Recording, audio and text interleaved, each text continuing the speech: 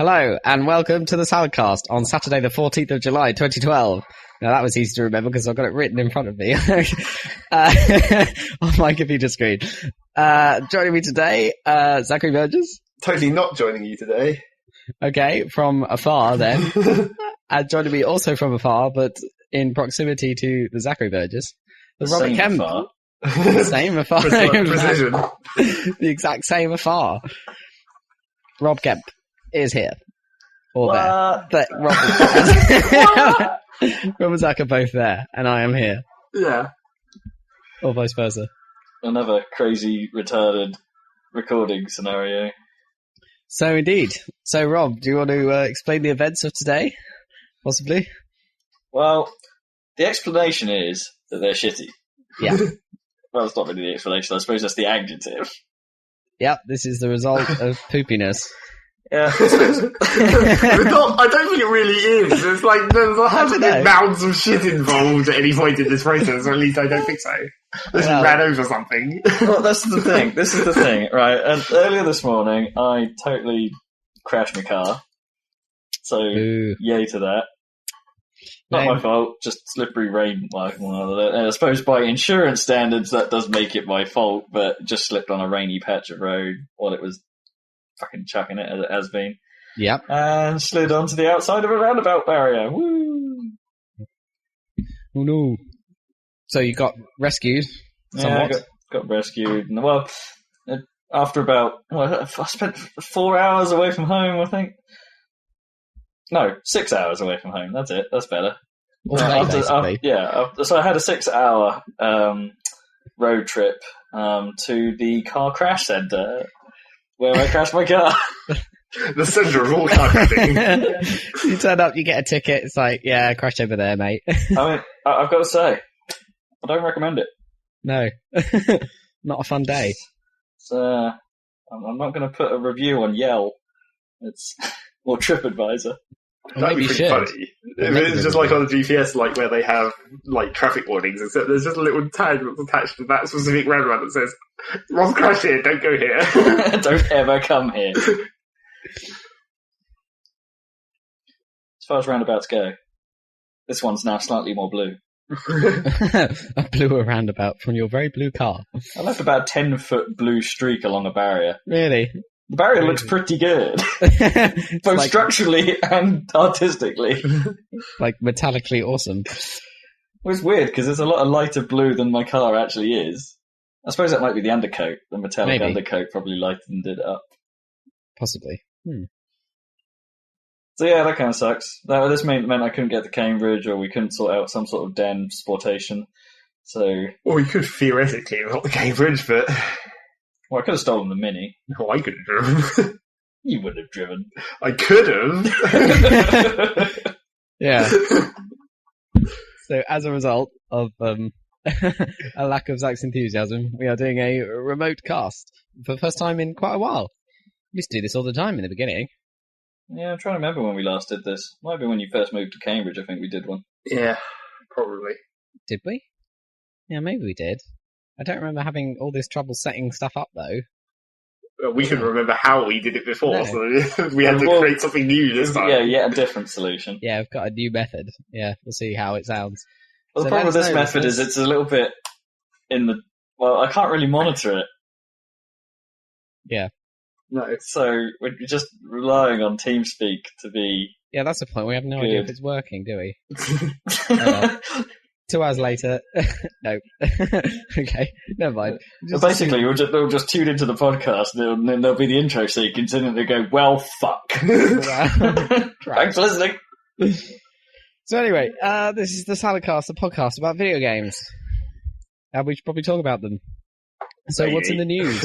Maybe. What have you got other well, there may not be that many video games to talk about yet, but there probably will be next time. Because the Steam sales on. News! Steam sales. You see that awesome maneuver I did there? I see what you did there. Paching!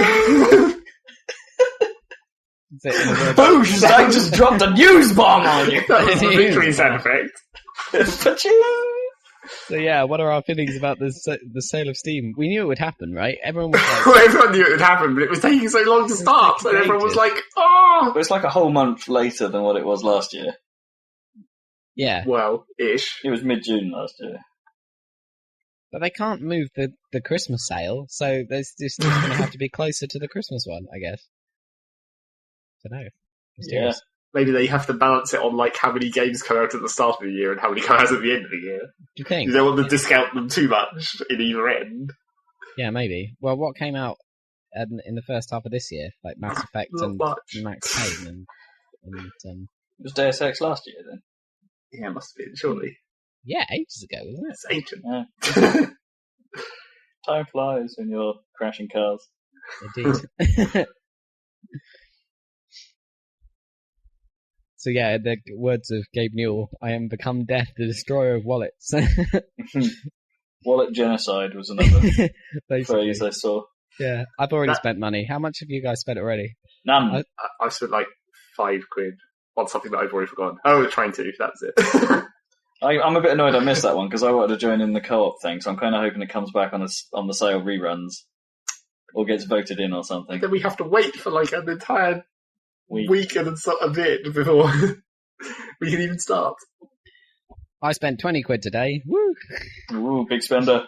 Yeah, I got Max Steam Payne standards. Yeah, yes. For half price. And you got what, sorry? I got Max Payne 3 for half price. Oh. So look forward to reviews of that. And I also randomly got Alan Wake for £5 because, like, just to see what it's like. Yeah, to see what it's like. And I kind of feel like I want some, not first person, but just, story driven. None of your open could last forever civilization style game. I kind of feel like one that will actually end. Yeah, something that will end and has a narrative and stuff. And even if Alan Wake isn't the best thing ever, I think it will look pretty cool on the PC and stuff. And because that's what the Max Payne guys Remedy did next, isn't it? And Max Payne 3 is not them at all. It's Rockstar. So it'll be interesting to see the contrast between those two sort of related games in a way. Which one is most Max Payne? Well, yeah, hopefully not Alan Wake. That would be weird. Yeah, that would be weird. But I hear Alan Wake is quite repetitive and all the fights are the same. So, but hopefully it'll be. The combat looks like it doesn't change. I like Twin Peaks though, so if it's anything, it's supposed to be a bit Twin Peaksy, isn't it? So that's cool. Was that the one that had the crazy sort of like? Was it like synthesized slap bass? Yeah. Dome. Well, I think it's a real bass with a tramload pedal, isn't it? I don't know, but yeah, it sounds shit either way. Yeah. If you haven't seen it, it's quite a strange television show.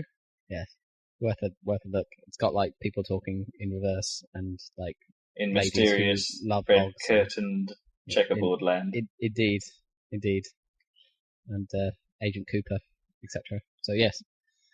So I will be reporting on Alan Wake and Max Payne. I don't know which to start first, really, but we'll see. It's going to take I think Max Payne 3 is like 35 gigs. Yeah, it's supposed to be enormous. Which is mysterious. But anyway, it might be a while before I can start that. Leave it downloading overnight, maybe. And make sure you leave your Steam off at all other times in case you have a bandwidth cap. Yeah, well, I should have unlimited, but it only downloads up to... I only get 4 meg. Okay, so this might be a test of your fair usage policy. I don't know what my limit is meant to be. But... Right? That is fair use, right? Max Payne, right? I mean, surely I should be able to download a game off Steam, for fuck's sake. That's what I'm paying for.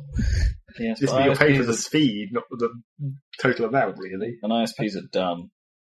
Yeah, maybe. But there must be so many people all over the world doing this right now, probably downloading Max Payne 3, I would have thought, right now. Well, if you were on Tiscali a few years ago, you wouldn't be doing any of it at certain times of the day. I guess. Fuck those bastards.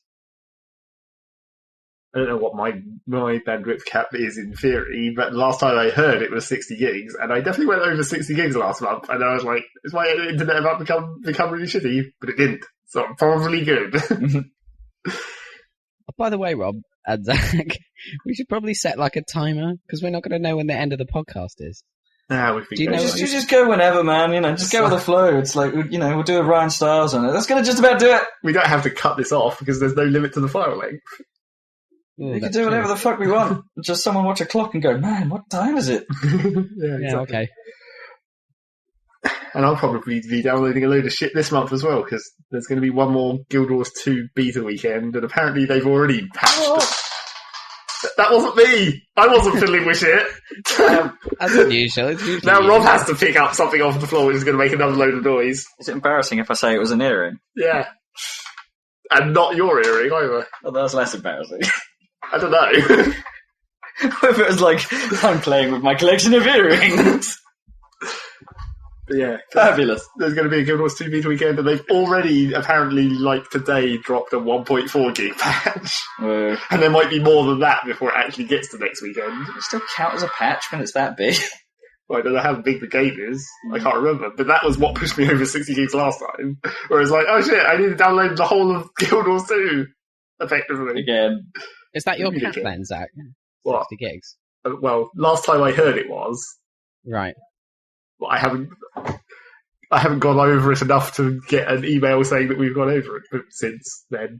So I was like really excited to like when Superfast Broadband said it had reached Ipswich. Like BT Infinity posted up the page saying it's available in Ipswich.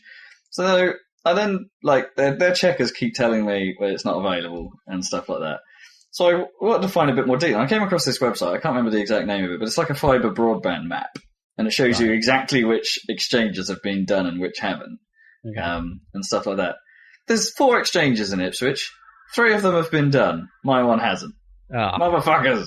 And it's not going to be done until September. So it's like, I got all excited because it says on the website, it's like, Ipswich is now super fast. It fucking isn't. 75% of Ipswich is fast. 3/4 of Ipswich is speedy. Yeah. Well, you will at least have fast internet for, like, Borderlands 2. Yeah, I saw a video for that today. It looks awesome. Yeah.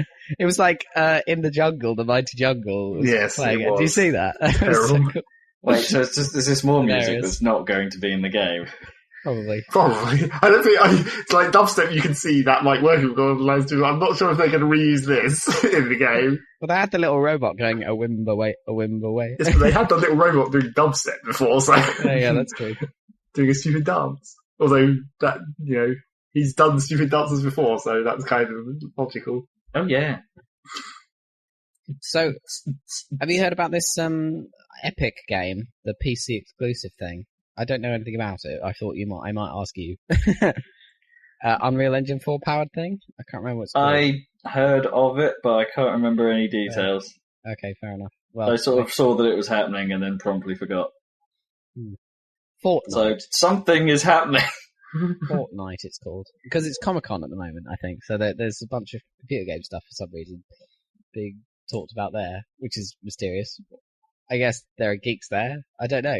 Seems weird. They've got enough, like, industry shows already, right? Without, like, revealing stuff in comic shows. We just weighed in on everything. Yeah, I guess. Maybe they're making some kind of... Now I'm fucking sneezing, man. Maybe they're making some kind of Blizzard comic. Well, Blizzard comic? Yeah. World of Comics. That would give the reason for video games to be there. Maybe. Welcome to the StarCraft Weekly. Well, maybe Blizzard's got their own freaking convention themselves, haven't they? Just for the developer, right? That's true. BlizzCon. And then there's QuakeCon for id, and who else have cons? Is there a Halo Con? No. Halo Con. Minecon. Bye, man. Sci-Fi Con. Yeah, I don't know. Yeah, I suppose there's Captivate, I guess. That's not a con, though. That's like a press event. Yeah. Have you guys heard about this freaking Ouya business and how ridiculous it is? And yeah. Who's stupid enough to, like, put money into that? With a lot of people, apparently. A lot of people who are just going to lose their money for nothing. Such a scam, I'm sure. Well, it's weird, because a bit of me kind of thinks, on one side it could work, because like the mobile market has a reasonable number of recognised brands now.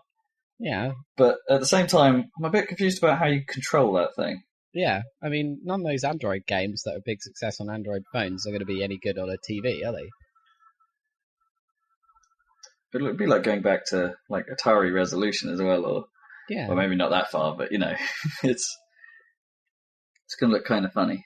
Well, I mean, by the time it comes out, like the Android phones you'll be able to get will be like twice as powerful as this console because they're going to have to lock hardware specs, presumably, and then I don't know if this thing even comes out at all, which it probably won't. I just think it's strange because there's a lot of mixed opinions on the webosphere as well, where it's just kind of some people are like fingers crossed, and other people are like, what the fuck?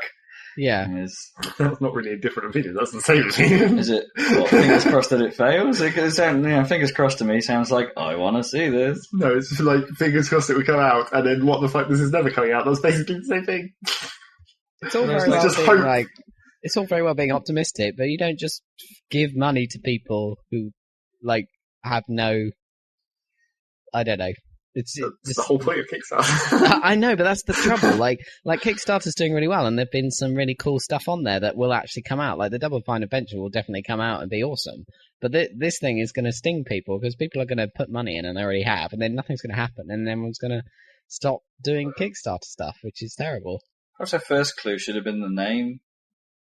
Well, maybe. It sounds a bit like a con, doesn't it? Like someone who gets all this Kickstarter money and is going, ooh, yeah.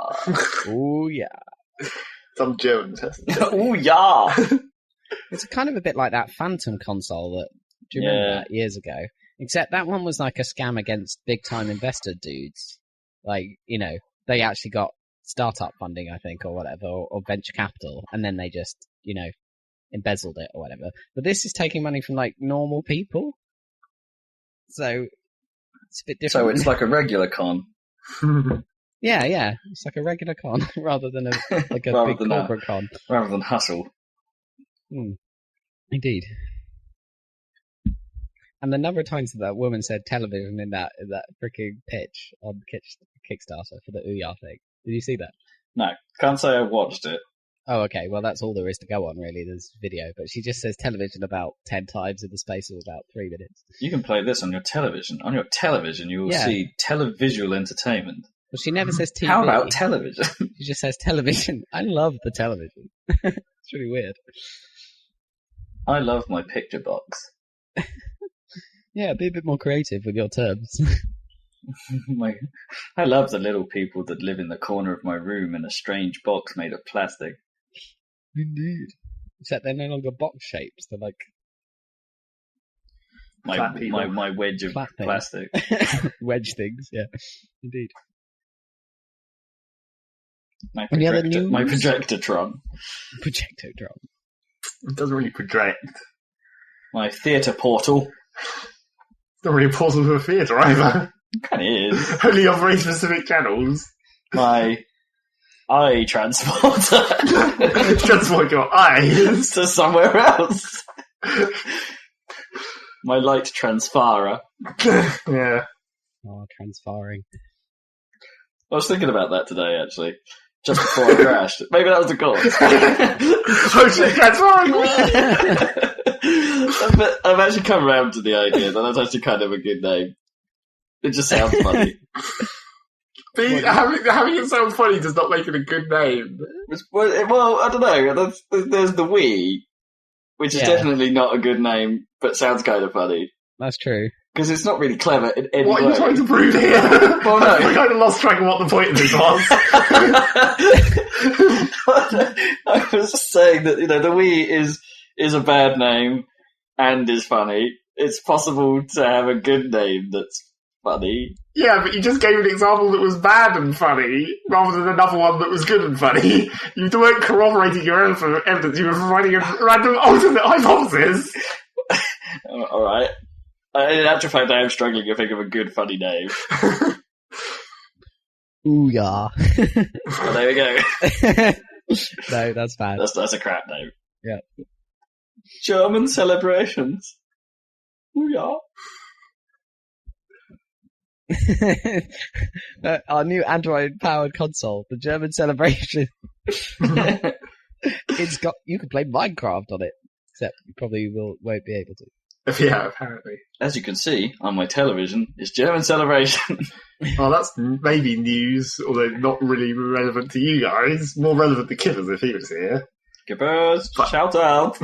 I hear the next actual version of Minecraft when it comes out is going to be quite a major bit of work because they're basically getting rid of the idea that single player and multiplayer are like different, which causes a massive amount of problem for like mod makers and stuff because it's such a you have to basically copy all your shit into multiplayer and then it works differently. But then in theory, in the next version of Minecraft, they're basically combining single and multiplayer into one engine, which will effectively let them be like the Xbox version, where you'll be able to basically run your single player worlds as multiplayer and also LAN. Which will be ideal for killers because they want to play together, and then they can on the PC version in the same house over their router or whatever on a LAN connection, and then I could join. Zach just parks up outside and starts. Well, I don't have to because it'll work over the internet, like the multiplayer in theory. Well, no, if you have the right I've just got images of you pulling up outside their house, we're whipping out a laptop and just fucking their world up. Like war walking, but for Minecraft destruction. Of course, the trouble with it will be that as this is a giant patch to completely, combine the single and multiplayer, that still means that all the mod makers have to basically remake everything from scratch again, as they usually do with patches. Yeah, but at least it won't. So all the mods will be fucked for a while. Yeah. Yeah, in theory, and actually the supposed mod API that they're meant to be putting in to making mods actually easier still won't be in this version. That'll be the next one. So one more version. They'll probably have to redo it to use that API then. Yep, exactly. The next time round. So the consequence of this is you're going to be on an old version again, basically, Zach. Yeah, no mods, but we will be able to play multiplayer more easily in theory. Yeah, but you need mods.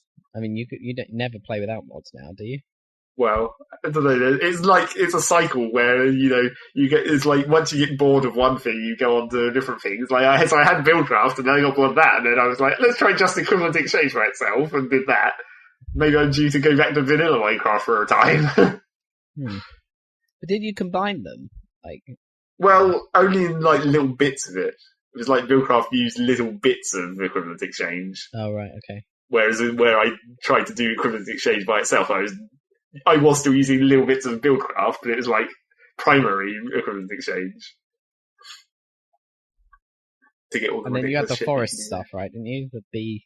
Yeah, that's just like that's not even really separate. That's just like another version of Buildcraft almost. Oh right, okay. So but hopefully there'll be a nice mod API, and you'll just be able to install clicking some buttons and stuff, and you'll get bees or whatever instead of hunting around through the file system. Then I can go fuck with Kipper's World. Lols. I saw a classic video of some Minecraft griefing where not sure what the exact circumstances were because I'm not that familiar with how multiplayer actually works, but basically the first thing was they'd been given admin, which is obviously the first failure, and then creative mode was also available. And then they used I'm not sure whether this was like the hackery tools part or whether this was just another thing that the server had turned on, but maybe they didn't know that this was what you could do with it. But they had it so you can select large areas. So they were just going like, select from here to here and turn it all into sponge. So it's like, oh, look at this giant skyscraper. Now it's sponge. Awesome. That's some old school Minecraft griefing. Awesome. I saw the Yogscast guys were on BBC News or whatever, or at least on the website. That Rory Kathleen Jones guy went around their house in Bristol, and they just had a bunch of PCs with boom microphones just above, so they could all record themselves just talking rubbish and playing Minecraft. And there was like a whole massive YouTube audience. It's going to be a sort of kind of a business, kind of. Well, it already is, because they're paying for this thing, and it's just for adverts, but they get so many views. It's crazy. Bit like auto-tune the news. Yeah, but they don't make enough content auto-tune the news, goddammit. I haven't seen the video. I don't anymore, no. Yeah. I think the bubble may have burst. I don't know, that stuff is awesome, but it must be really hard to make, whereas the green fetish. All you have to do is it's like us. You just download something and play a game and talk about it. Yeah, well, exactly. if only we could do that, but we still haven't got round to it. Still, Yeah, well, you need to watch that video and see the setup they have and try and replicate it. So, clearly, Right, so what we need is boom mics. Kippers claims that he's fairly confident that he's got a way where he could record a game and an audio channel at the same time properly. Well, that's what we need, I guess. So apparently we're going to try that on Train 2 if we get round to playing that in multiplayer. Okay, cool. And then we can. Well, we just, as a business of sorts, invest in a capture card. Yeah, there's some cheaper ones now that are actually quite good. Like I saw there's an article on Eurogamer about capture, from Digital Foundry. Those guys know what they're talking about usually, don't they? So they're the guys that, I forget what one's called. Isn't there one called General Zen or some ridiculous name like that or something that's supposed to be pretty good and pretty cheap? But probably. I remember it's like a dude's name that sounds kind of funny. Is that General that's for Zen. console games, I guess, though, isn't it? Yeah. Zach doesn't even have a console apart from the GameCube, I guess. It wouldn't matter if we could play them in the same place. Like this. If me and Rob were playing a console game with one mic, but still capturing the console game at the same time. Like if we were playing Marvel vs. Capcom or something. Or Fez, lol. Saturday night. You don't want to capture Fez, that'd be well boring. Yeah. And also spoilers. And there'd be a lot of us we'd need a proper camera as well that we could fade into us, just looking at our notepads going, Being confused. Yes, indeed. Got any further with that, guys? No. I've not really played it in the last couple of weeks. Well, that doesn't mean we're giving up. We're just, time hasn't been on our side. I don't know about that. We just haven't. I can't remember what we did do last time. Oh, we watched Harry Potter last time again, didn't we? Yeah. Got that out of the way. Don't have to do that ever again. Seen all the Harry Potters now. Yeah. Yes, we have. The Potterthon is done. Potterthon, yeah, indeed. Thon. That thon. Indiana Jones, James Bond, it's a movie-thon. Thon.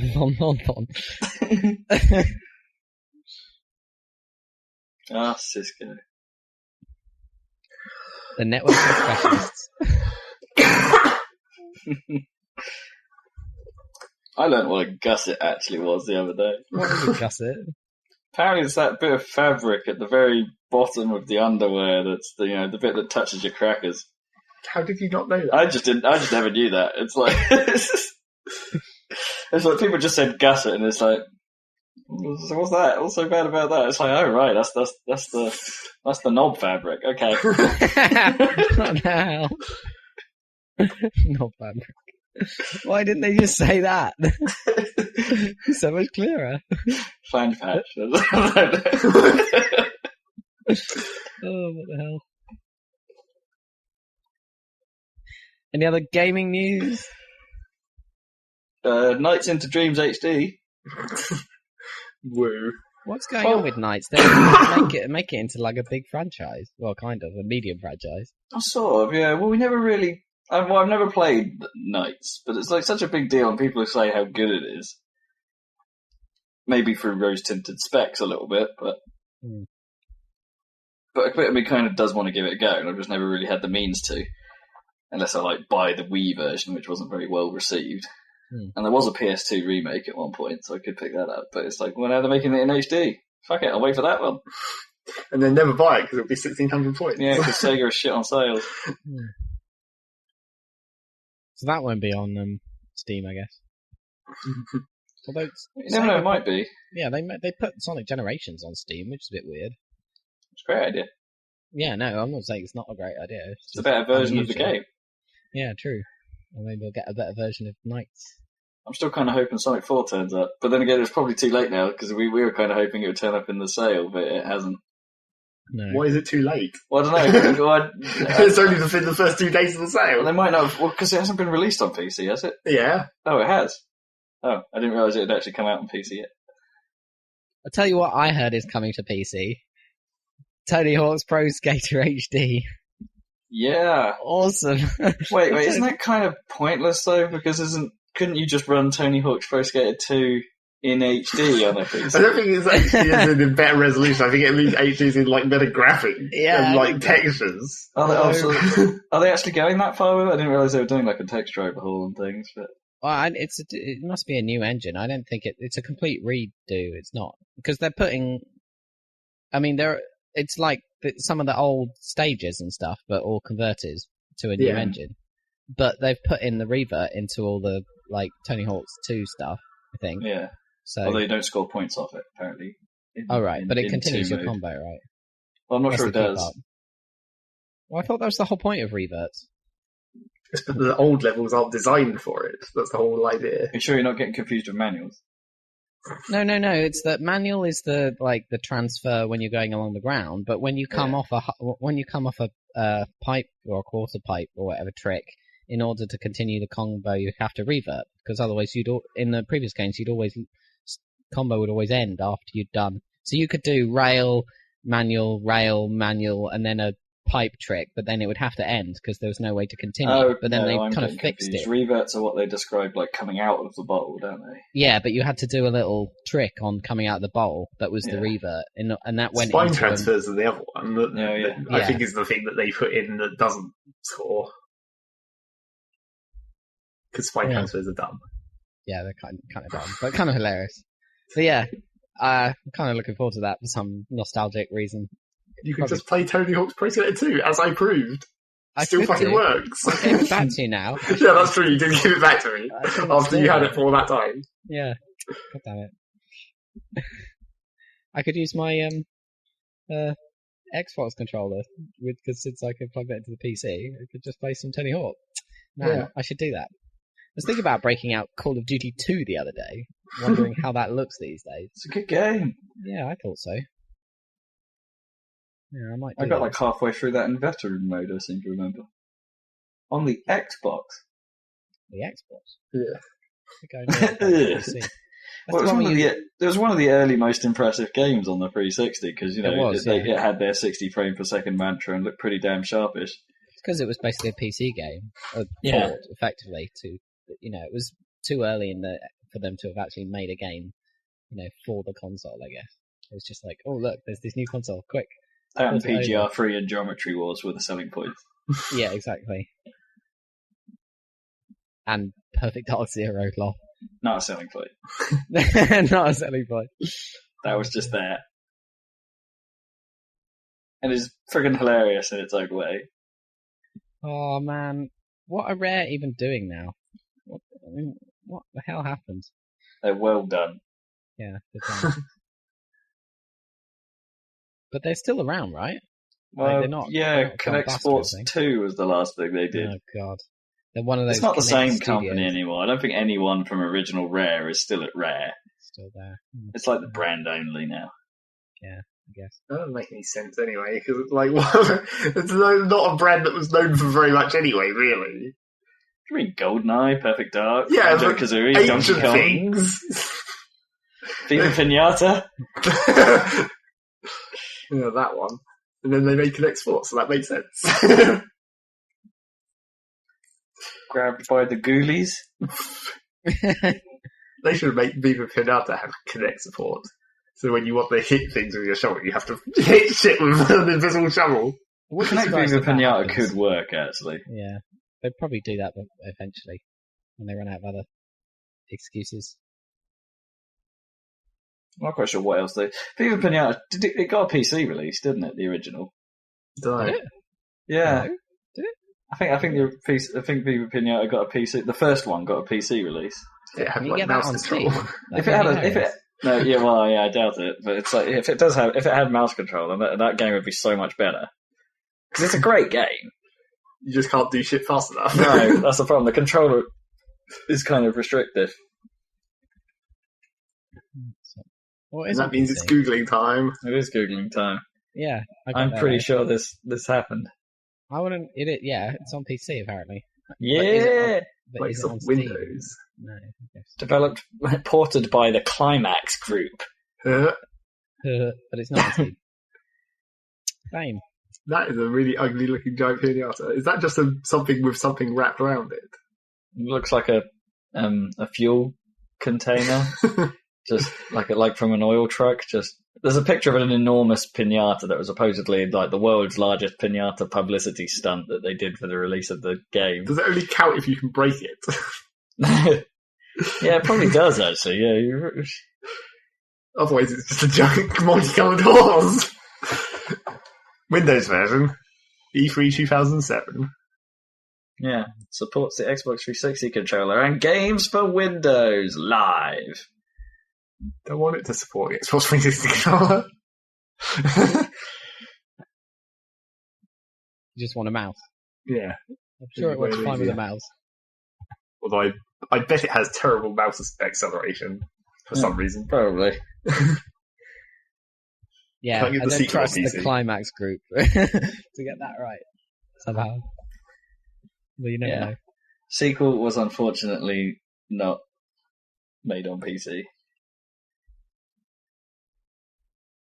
Disappointing.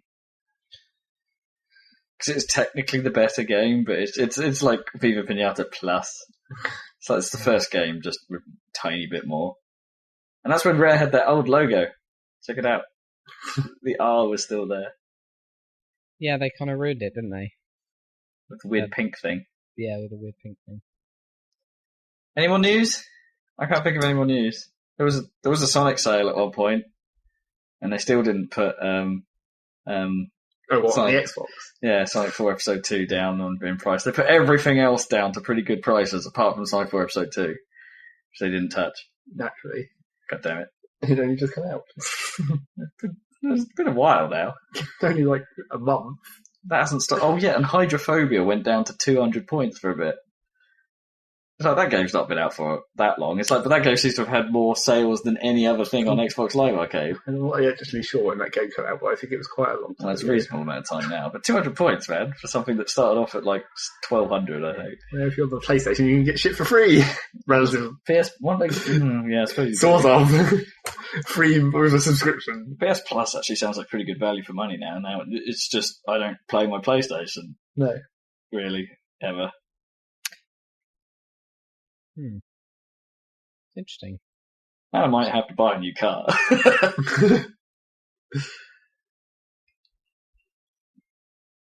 New model Focus, clearly, with the insurance money.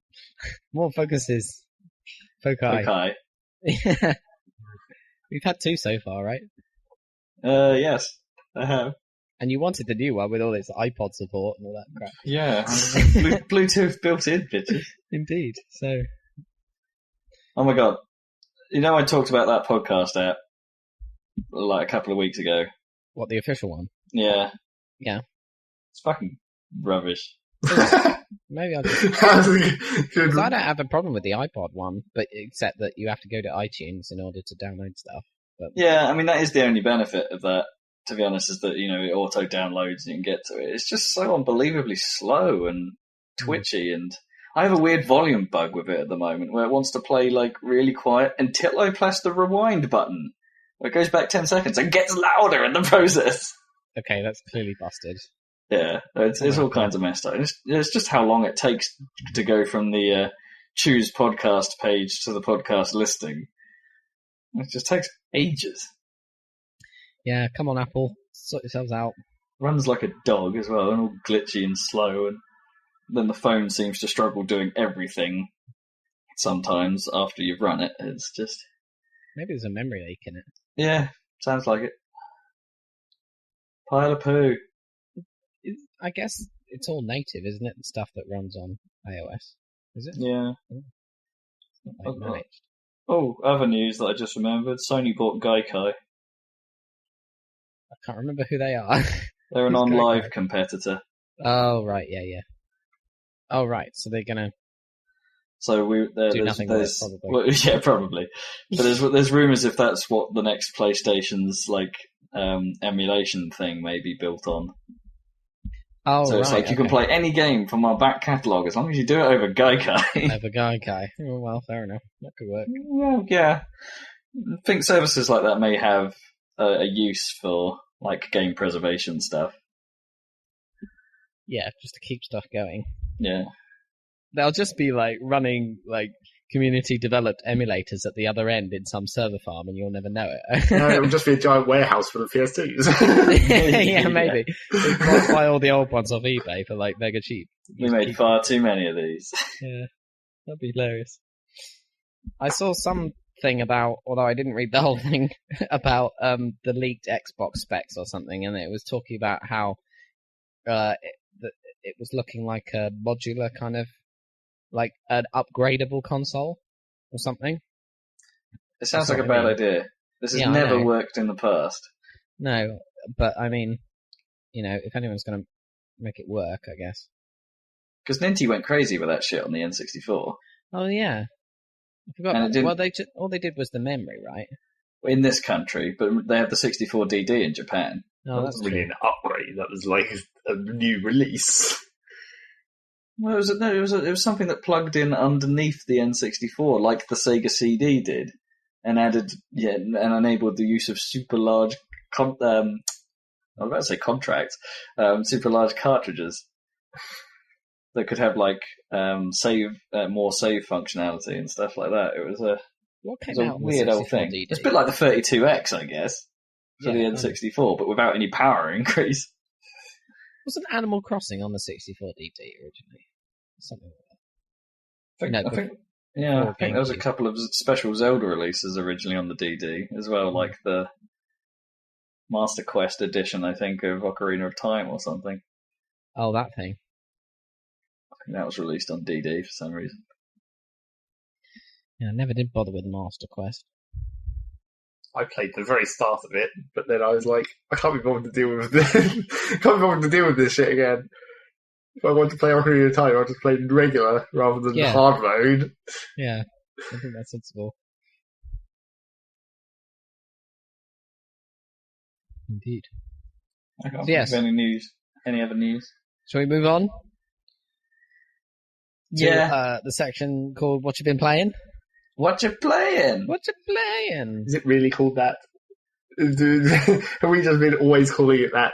Oh, and I'm pretty sure I didn't do news this week. Yeah. No, I noticed that. We'll just cut that in. We'll just, edit in the edit. We'll move it back. So it's like, news! Don't start making it a thing. Crank that, soldier boy. Don't start making news a thing. It's been a thing for like 6 months. Not with the intention of doing it. Well, you might have had the intention of doing it, but overall we all didn't have the intention of doing it. Okay. So anyway, it's not going to be like a certain other podcast where they sit there and can't proceed until a certain thing happens. Where's my music? I need my music. No, we sometimes have news like interjections though, right in the middle of stuff, or quite often in fact, which is always heralded by Rob saying news. Well, I guess in that case it's almost acceptable. Yeah. Okay. So, what have you been playing, Rob? We start with me. Wow. Yeah, why not? This hasn't happened for some time. I'm ill prepared. Has it not happened for some time? No, I'm usually like second or last of me. I guess. It's come with you quite a lot first. Well, yeah, that's normally because I have stuff to say. Alright. I've got plenty to say about pinball. Have you really? Is there much to say about pinball? It's friggin' sweet. And we're done. I've been playing the Williams Pinball Hall of Fame thing made by Farsight Studios, the same creators of Pinball Arcade, which is currently doing the rounds on iOS and Xbox Live and stuff. Is this a hard thing to find, this release? No. I've seen. It sort of seems to be one of those budget releases that didn't get any kind of promotion stuff, but you can buy it quite easily online. Okay, and it's totally awesome, right? I mean, I've seen you playing it. It's pretty sweet. It's a pretty damn good. Yeah, it's a pretty damn good pinball simulation. It's not as good technically as Pinball Arcade. This was obviously like the first, maybe the first or second run of that engine that they've used, and they've refined it since then for Pinball Arcade. Okay. Like, for instance, the ball I mentioned to you, like for all the goodness of that table of how things look in terms of the realism and stuff, they forgot ball reflections. It's like pretty much every pinball game since the mid-90s has had ball reflections. That's true. But that is in Pinball Arcade on Xbar, so it's even the iPad version has ball reflections of Pinball Arcade. But it's so they added it eventually. But gameplay-wise, like the physics-wise, is it like comparable? It's pretty solid, yeah. I mean, you can glitch it on a couple of places. Like I'm pretty sure I've made the ball go through the flippers a couple of times, and there's the odd weird where they've obviously added like hints as to where they want the ball to go, so it doesn't fight the sort of like not perfect geometry that they've had to put in places, I suppose, where the ball sort of seems to jump in an odd direction. Right. Like little physics quirks, but there's only a couple of those across the 13 tables in the game. There's one in particular on the sorcerer table that's kind of strange, where one of the sort of like lanes at the top, the sort of more classic multiplier lanes, the one on the far left has a tendency to push the ball to the right without the ball even sort of being particularly near it, and it's just kind of weird. And there's a few places where it like clips around a corner or just jumps into things. It's and some of that stuff they haven't really made much better in Pinball Arcade, but it just seems more noticeable here. But it's a minor glitch in what is otherwise a very, very good simulation. So you're kind of playing some of the same tables, I guess, on your on this disc game that you're playing on the iPad? Yeah, there's a tiny bit of overlap. At the moment, the Tales of the Arabian Nights and Funhouse tables are available in both. Mm-hmm. I think that's the only overlap, actually. Oh no, Medieval Madness is the other one okay. they've put in Pinball Arcade. I think there's just those three. So do you prefer the tables in the Williams one then? It's an interesting. I'm not sure. I don't think there's a preference between the two. Like picking up the Williams Hall of Fame is going to be cheaper than buying every table that's currently available for Pinball Arcade. But Pinball Arcade has a slightly more of a focus on modern tables, like a 50-50 split between what I'd call the modern dot matrix tables, as opposed to the sort of super old, or just those two the classic tables, or the two lines of where they started adding more fancy displays in the MIDI music kind of stage. Yeah, sure. So Pinball Arcade is more of a focus. There's only 3 of those out of the 13 in the Hall of Fame. And the Hall of Fame collection is more of a celebration of the history of pinball, I suppose. Yeah. Ranging all the way from the 70s up to the mid-90s, I think it goes. Okay. It's the sort of range that they take in there. So there's some seriously old stuff. And some of those old tables are bastards. It's like when you play some of those, it's kind of a mystery why pinball fucking caught on, because they're evil. Right. It's like there's some of the tables. The idea of a ball saver seems to have been introduced to pinball like quite late on in its history. Right. So a number of the table, the ball saver is like when soon after launching the ball you get a certain amount of time where if it goes down, it just comes back into play. Right. Whereas the older tables don't have that at all. So there are some cases where you can plunge the ball and it will go nowhere near the flippers and go out an outline, and that's it. That's your ball done. Right. And it's like, that reeks sometimes of just like, well, seriously, what the fuck?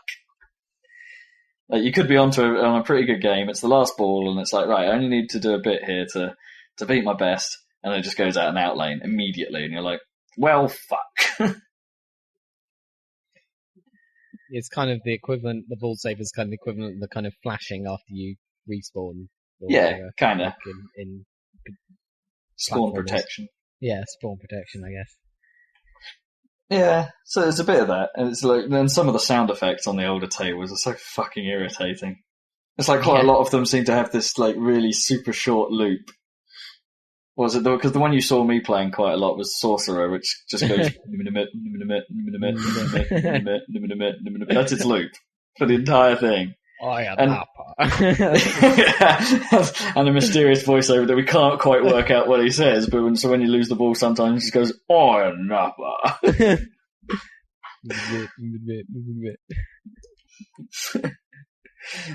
We're loving it. Loving it like this. Oh, nappa. Mysterious. So, yeah. So there's a bit of that, and some of the sound effects in those old tables can get quite irritating. There's one of the tables is Black Knight, which is an interesting 2-tier thing. But a lot of the old Williams tables have the idea of like you have a bank of drop targets with about 3 of them on it, and you have to clear all 3 in a certain amount of time, otherwise they come back. But when you hit one, a timer starts obviously for when you can hit them all. But that timer is indicated by a really annoying sound effect that goes bow, bow, bow, bow, bow, bow, bow, bow, bow, and it goes and that just blots out most other sound effects on the table because they have limited sound channels. That thing plays and it just cuts everything out. So pretty much your entire time of playing those tables is like going bow, bow, bow, bow, and you kind of long for the come back. It's like the Black Knight table is kind of funny as well because some of the that and Gorgar have a concept where the longer your ball goes, the more intense the sort of background sound gets. So you saw me play Gorgar, and that's the one with the heartbeat. Yeah. Where it just gets stupid quick, doesn't it, by the time you enter the ball? It's like, it starts off going dum dum dum dum, but pretty soon it's going dum dum dum dum dum dum dum, and that's the background music for that table at that point. Just a really short loop of dum dum dum dum dum dum. And there's one of the other tables has this weird sort of like I think it's Firepower that does that. But it gets gradually faster and faster and faster as you get through the table. Till at the end, it's basically like the loop is so short that it's sort of going. Okay. It's really weird. Black Knight does that as well because it has this sort of like. Again, it has a sort of but it gets kind of like faster and faster as it goes on. But because it has so much bow, bow, bow, again, you can't really hear it very much until for some reason it will go quiet. But by that point, it's got super quick, so it's just going. It's really bizarre. It's just that kind of stuff where you just sit there going, so didn't people look at this and say it was dumb? Didn't people look at this and say, I know what we're going to put at the end of this podcast? Indeed. I think it's inevitable. So there are options, I assume, in this game for like the sounds. Like you turn not for the actual table sounds. It would be realistic if they didn't have the proper sound. No, it's true. It wouldn't be realistic. So the sounds you do have control over is the menu music, which is a bit ridiculous. They've put together this like soundtrack of about 20 shit songs. And they're totally out of place after the end of the table, where sometimes you're just like, you have to play quite like a serious table and it will suddenly break out into a cheesy guitar riff. Or like the alternative, where it just turns into this really sort of dull, boring music after you've just played an epic game. Well, there's the occasional funk, isn't there? Like it'll finish like Tales of the Arabian Nights and it'll be going dun dun dun dun dun dun dun dun dun dun dun, and then it goes to the menu and it's like and they have this stupid like they try and do the radio DJ thing a little bit when you're in the just in the arcade, sort of like choosing what table to play. Every now and then it comes on. It's like, let's have a special report from Tom, and it's like a bear ate someone or something. But it's like so badly done. It's like, why did you even bother? What the hell? That's mysterious. Well, it's weird. I don't. Yeah, it's like this is the flip side to this. It's like the tables are great, but the presentation of the package is kind of shit. Yeah, and it's like they doing the accurate simulation of pinball, I guess. And I said this before, but I think about Pinball Arcade, and that the presentation is its weird downfall. It's like the pinball's really good, but the actual menus are kind of weird and awkward. It's like let me put it this way: it's like this was released on 360, but that menu would have been better suited as a PS1 era sort of menu. If you see what I mean, that sort of reeks a bit more of that kind of thing. Do you remember Screamer 2? The way it kind of pans. with the Dan's right. It's like that arcade pan where it's sort of just there's no momentum to it. It's just like it's moving, it's not moving. It's really weird. It's kind of Sega. It's like Virtual Cop. That's what it's really strange. Because like it's really weird playing Virtual Cop because it's supposed to be you kind of moving, right? But in actual fact, it's your eyes zooming. Your eyes kind of go perfectly smoothly and levelly, like around. It's an eye transporter. Because eyes can zoom. Naturally. Well, not naturally. Unnaturally. Yeah. Are there eyes that can zoom? Like in the animal kingdom? Like, I don't know. Maybe. No. Okay, I thought I lost you for a moment. Yeah, I don't know. I was thinking. Thinking about animals. So if you like your pinball, this is the way to go. Get this or Pinball Arcade or something, and or something. If you like pinball, get something with pinball. Get the Far Side table. products. It's like, I'm not a fan of Zen Pinball or Pinball FX. I think their physics are kind of weird. Yeah, a lot of people used to rave about pinball effects, didn't they? But I never was convinced. No, I don't. I just don't like the way the physics handle it. It doesn't feel right. You don't get any tables. You get like one table, right, with the pinball effects game that's like really nicely modelled. It's free on what's it called? It's not called Pinball FX, is it? It's called something else. Is it? No, it's Pinball FX on Xbox and Zen Pinball on PS3. Okay, and other platforms. They are the same thing. Okay. The very slight table differences between them, but they're basically the same thing. They're both made by Zen Studios. Oh, I see. On Pinball FX on Xbox, you actually get the paranormal table for free. Paranormal. Yeah, paranormal. Actually, that's one of the best things about that game, is that when you're like picking a table, it reads the name to you. Just so it does in the Williams one as well. Yeah, it does, but it's not quite the same, is it? Because it tries to read them in the style of the theme of the table in Pinball FX, whereas it's just like the stupid announcer guy in Williams just reading them out. Medieval Madness or Taxi. Firepower. In a Zen Pinball, it's paranormal, and then you go over to the next one. It's like room. I forget what the others are, but there's Marvel. Yeah, but that's what when people refer to Marvel Pinball is actually just a set of tables for Zen Pinball and things like that. And there's an Explosion Man table. Explosion Man. Explosion Man table, so it's very pink. But I don't know, there's something about the way they do those games. It's like, when you're playing a pinball table, there's a very definitive end to when you lose the game, and it goes on but on those tables, the music just keeps going. Oh, right. Do you know what I mean? It's like the music is disconnected a little bit from the actual experience. It's like you lose the game, that's fine. The band's just going to keep on going. Rather than suddenly becoming a funk tune. Or some super cheesy, really weird sounding 80s dance music. Yeah, or the bad Pinball Wizard take. Although that one makes more sense in fairness to the rest of it, I suppose.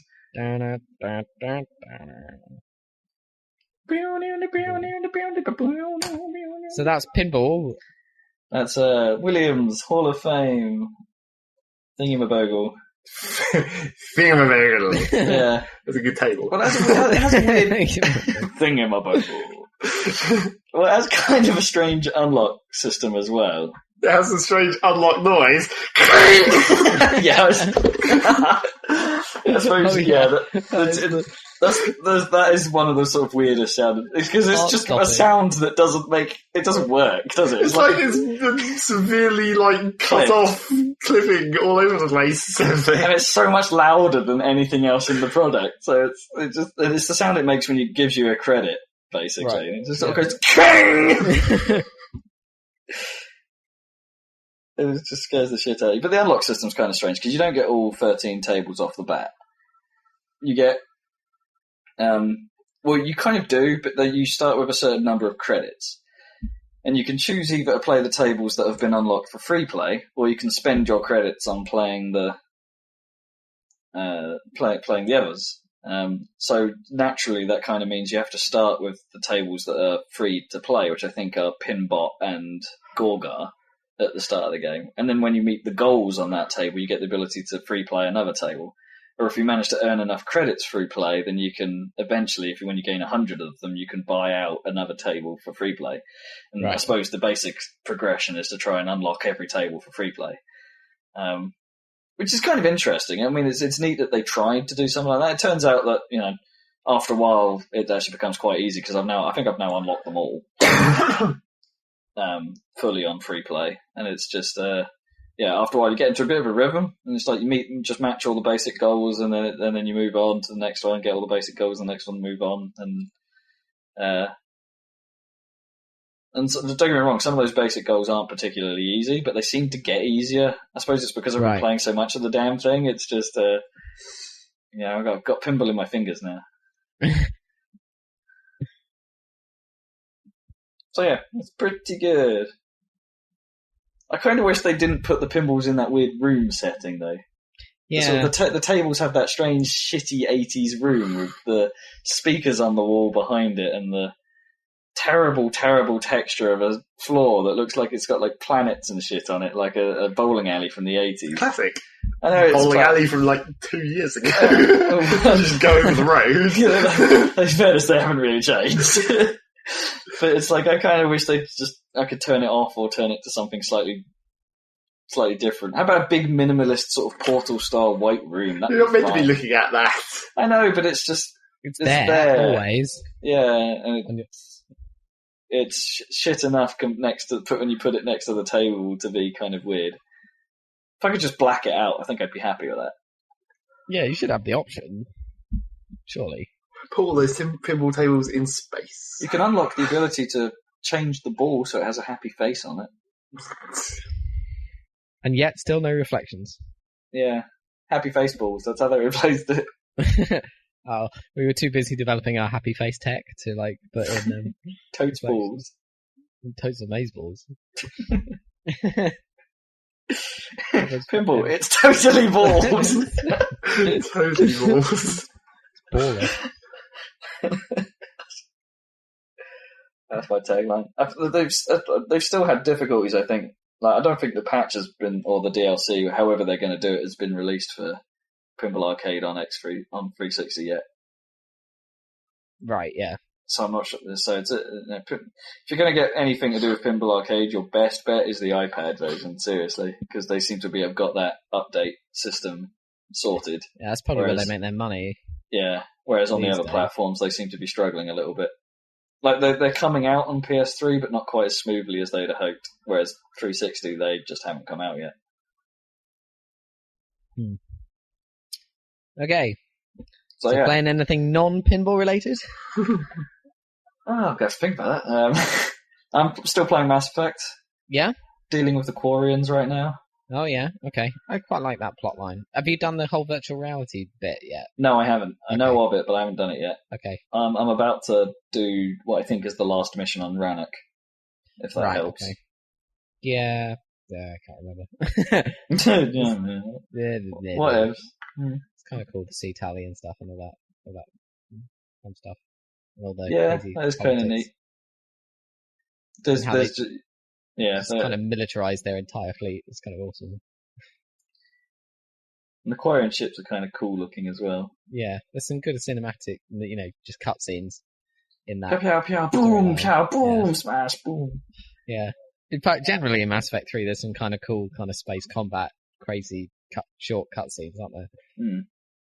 Like, just when you arrive at the first place you go is that moon of I've forgotten all the races and everything in Mass Effect. The moon of Palaven. Yeah, Palaven. And then you get a big fight with the Reapers and the Turians. And that's kind of fun. Oh, that was fucking annoying in hardcore. Dual brutes, bitches. Oh, yeah, that bit, yeah. Yeah, but they're dumb as hell. So I guess it's just about manoeuvring around like little bobbly bits of terrain that get in their way, I guess, isn't it? And you have to do that side roll quite a lot or whatever. That thing fucking annoys me though, because it just seems to never quite go in the right direction, or it doesn't seem to activate sometimes. And just like when you're in a pinch, that game's controls just fuck you in the ass. Yeah, it's just it's like when you're just casually moving about, they're fine. When you're actually in a panic scenario where I need to go here right now, really quickly, they just don't work. It's because, like, also if you're trying to sprint somewhere, but then you touch something, then you kind of stick to it. Obviously, it's just kind of annoying. So you have to like thread the needle and like sprint in between the bad guy and like this wall, which if you sprinted into it, you would just go into cover. If you it's my past tense version of sprints. I sprint over there. You sprinted it. But yeah, it's pretty good. I think the difficulty spikes are kind of a bit awkward. Like the hunters were kind of irritating. The Geth hunters. Oh yeah. Yeah, no, they're the big red ones, right? No, they're the cloaking ones. The big red ones are the Geth Prime. No, actually, there's one when you first meet a Geth Prime. Actually, that was when you soon after stumbling upon Legion, if he's alive. That was pretty tough, actually, because it's a really awkward bit of cover there as well. Yeah, there's no real good safe spot. You pop out and the missile's already in your face by the time you've got a shot on, and it's. I'd kind of forgotten about all these enemies from the previous games because you don't fight them for a while, do you? Like there's like no, because there's so many of them now. I suppose they've spread them out over the game quite nicely. Like almost all Cerberus for the first I don't know, quarter of the game or something. 10-15 hours worth of Cerberus, and then you start meeting more Reaper stuff, and then you start meeting more. Yeah, but then you got Geth and Geth time. What's the other one? Well, Reapers, I guess. Adventure time. Come on, grab your friends. Yeah. So it's still good. My same complaints still lie. I was a bit annoyed because I've been doing a bit of the multiplayer stuff, like the Galaxy at War thing. Oh right, yeah. Haven't they been doing some events around that or something? Though? There's some free DLC coming out. Yeah, the Earth DLC, right? Yeah. So, and of course, I've downloaded the fixed extended ending cut or whatever it's called. Right. I don't know. I haven't bothered to do that, so you'll have to let me know what happens in YouTube, I suppose. Yeah, I could do, I guess. Yeah. Just watch all the endings. Well, I already did that for the crap version. I think that's what's annoyed people, actually. I still can't talk about the ending, obviously. But, no. But yeah, we'll get to that when Zach eventually plays it. Yeah. I think if people just watched it, though, and hadn't immediately gone on YouTube and watched all the alternatives, they might have understood it more or felt less cheated by it. Anyway, but everyone always goes and watches all alternatives immediately anyway. I know, but it's just like Deus Ex. There was an achievement specifically for doing that. That's true. I didn't do that. I haven't done that with the previous Mass Effect. I probably should too, at least, because that sounded like that had quite a number of variants. But I don't know what happens if if you agree with the Elusive Man at the end of 2, and you How do you mean? Well, what it was destroying the Collector Hive or keeping it. I kept it. Yeah, we did see both endings of that, because if you destroy it, it blows up. Yeah. I can tell you that. No, but I mean that whole suicide mission in general, presumably that can play out in a number of different ways. Oh, yeah. The suicide part. Well, yeah, I just want to see the version where everyone dies and you don't make it. But... Yeah, that would be quite fun. I haven't said that. Yeah. Yeah, it's good. I still think they just make a few missteps here and there, and it's less of an RPG. They've tried to put more of the old stuff back in, like weapon upgrades and things, and there's definitely more options on that front, but it's just it feels kind of unnecessary. They all sort of end up feeling kind of the same. Yeah, I just used the same gun throughout the entire game, I think, until I ran out of ammo.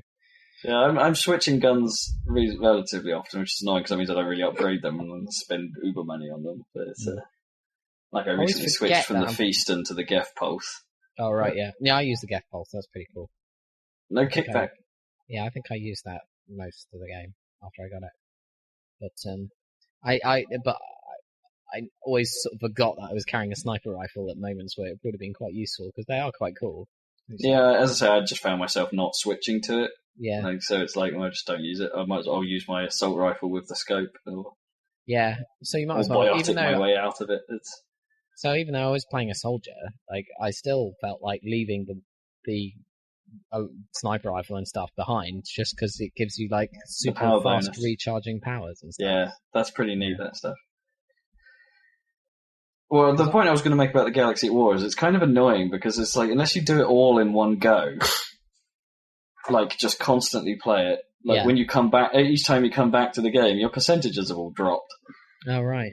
Because it's the Reapers are pushing back. So it's I got it up to 70% in Alliance space, I think, and 60% elsewhere or something. And it's now back down to 52% elsewhere and 60-something in Alliance space. And it's fuck. That means if I'm going to do this, I'm going to have to just do nothing but this for a while. Get all my percentages up and then play the end game. If I was going to do it that way. It's it's a bit harsh. Yeah. for people like me that only sort of jump in like once or twice a week for a relatively short session. Yeah, that doesn't seem like especially since, what people hope about multiplayer is that, people go on playing it. It doesn't seem to be in danger, that, does it? Danger? Not danger. Different word. Anyway. Well, no, there's a certain amount of getting all the stuff, and you get different play styles in the multiplayer that you don't get in the single player. Yeah. Because you can control the powers that your teammates would normally have and things like that. And I think there might even be some that just don't turn up in single player, because you can be a vulture and things like that. And yeah, you can be all kinds of crazy racist, can't you? Yeah, be the Geth, yeah. Be the Geth. Yeah, so there's that. What else have I been playing? Trying to think. Oh, Breath of Death. Breath of Death? What the hell is that? Breath of Death 7, The Beginning, is its full title. Breath of Death 7. It sounds like one of those games on that, Xbox Live Indie section that you always page through. With all That's because it was. It was. Okay. But not for that reason. Well, no. Not for the reason of it being retarded and shitty. Maybe it might be retarded. Because it's neither, really. It's it was on the indie section for a while. It's made by Zeboid Games, who have gone on to make Rain Slick Precipice of Darkness Episode 3. Oh, right, okay. This was how they got into it, basically. They basically do 8-bit to 16-bit sort of RPG parodies.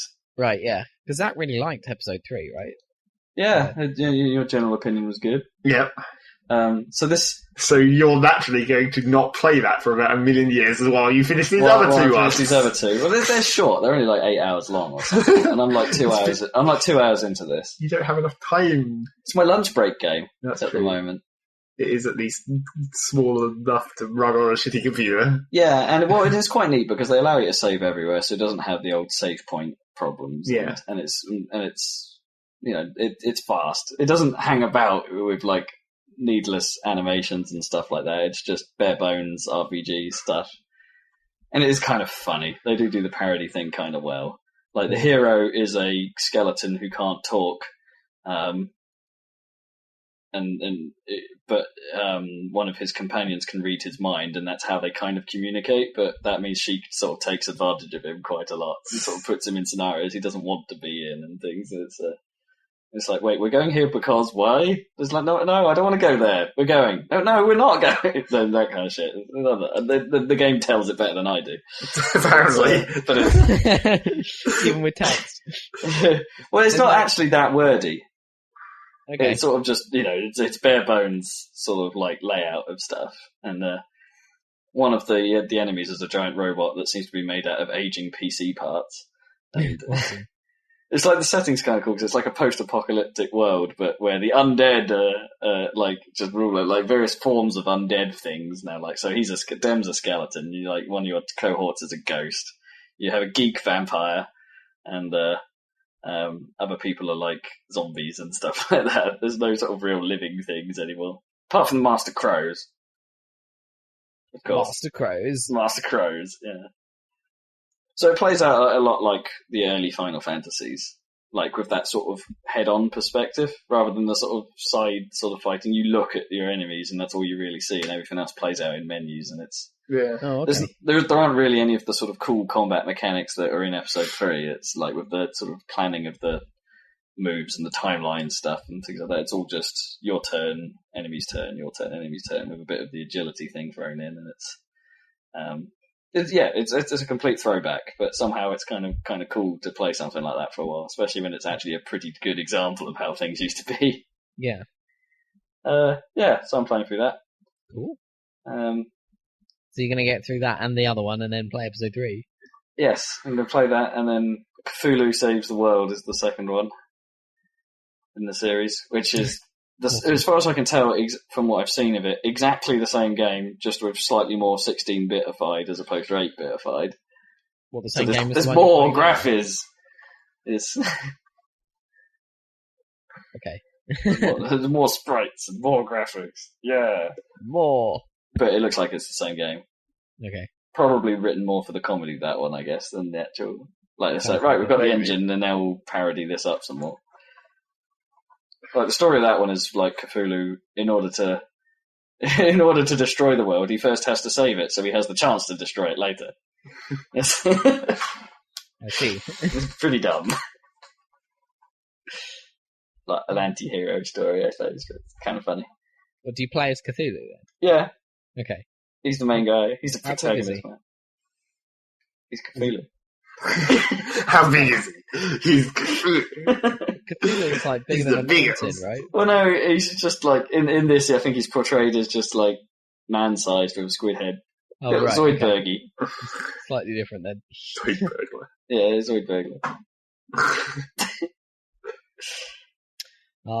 So yeah, watching Futurama, by the way. Yeah, got the new stuff or just rerunning the old? No, they've got new series. It's They do. broadcasting at the moment. So yeah, it's been quite funny. The density of jokes isn't quite as much as it used to be. I don't think they've got as many writers as they used to, but it's still funny. Mm. Yeah, I've seen very little of the new stuff, but it seems alright. Yeah, it's pretty cool. It's Futurama. Mm. Good news. Good news, everyone. Languages. Yeah, so I think that might be it, to be honest, Okay. in terms of my gameage. And Steam I'm sale playing a bit purchases? of Dirt 3, I suppose, for real, For real? and crash my car. No. Is there a focus in Dirt 3? I don't think there is, actually. Oh, no, there is, but it's DLC. Oh yeah, that's right. I remember we talked about that. So next time you'll have plenty of Steam purchases to Yeah, we'll play, see. I'm not sure there's really much on my radar that I really want No. on PC at the moment. It's like, I'm going to hope Deus Ex comes around again. Because you missed that as I well. missed that as well, yeah. And hopefully Trine 2 again will come around, and maybe Episode 3, but then I might just buy that because it's like £3. Yep. Anyway, so there might not be much point in that. No. Maybe Sonic 4 Episode 2 if they do anything on it. Both of Or them. both of them if they do a bundle deal on PC. But for the lock-on thing. Well, stay tuned, listeners, to see what Rob will be playing next. Yeah! And now we move to You Zachary can't really Burgess. stay tuned. Because we're going to end this podcast and then it'll be a week and then they'll have to start a new We're podcast. not like a radio station. So stay glued to the Twitter feed. Somewhat. For an entire week. For 2 weeks. Where there'll be no other things happening and then suddenly there'll be a new thing. Every now and then I post on the Twitter feed every now and then. That's true. I'm trying to be proactive. You guys should do that as well. Indeed. So, So Zachary Burgess, what have you been playing? we could talk Team Fortress as well, I suppose. Yeah. Because that's something that... Oh, do you want to? Okay, Now that we've played Pyromania. go TF2. Well, you've played time. Fire. I played Fire last time. Just. Well, yeah. And didn't do all that. we got to say last time is one flag CTF. Bye. Yeah, basically. So how are you enjoying the monkey mission? I think it's pretty cool. I quite enjoy it. It's just mad. Is the thing. I think it's hard to be organised. Well, Right. it's because you really have to be organised into two groups, so that's impossible. Yeah. And then it's a bit of a kind of a... I don't know how like, there should be some other mechanic, because it kind of sucks where... The worst thing is, like, you can have someone at the drop zone where the flag appears, pick up the flag, die immediately, and then the flag is where it would spawn, only the other team can't pick it up for, like, 30 seconds until it respawns, because you can't pick up the coloured flag. Yeah, the thing to point out is it's not just one flag CTF. It's kind of a bit different. Like, in normal variants of one flag CTF, the other team can pick up the thing immediately, but because there's only one... there's, like, or in some versions of, like, one flag, there's, like, flag return mechanics, where it's like, if your team just stands near the enemy flag, it will get rid of it faster. Yeah, and it's normally... Well, this is the thing, we're getting confused, I think, with one flag versus one bomb, I suppose, in the Halo world. Well, it's the same thing. Well, no, they're kind of different. Basically. One flag was an attack-defense game, get this thing to this place. And one bomb is, or neutral bomb, I suppose, as it was called, is where there's one bomb and the other teams have to deliver it to the enemy base. This is more like neutral bomb, except there's only one place the bomb is, and there's only one place to destroy. And so they had to really do a you're in control mechanic to stop the enemy team just nicking it on the top of the rocket. Yeah, but that'd be funny as well. It would be pretty funny, but that wouldn't be very competitive. The entire team just plays for the steal. But they should just they just hide in those little rooms and just wait for them to get right to the top of the rocket, and they go, "Rah!" If they wanted to do it like that, they could just make the lift really fast.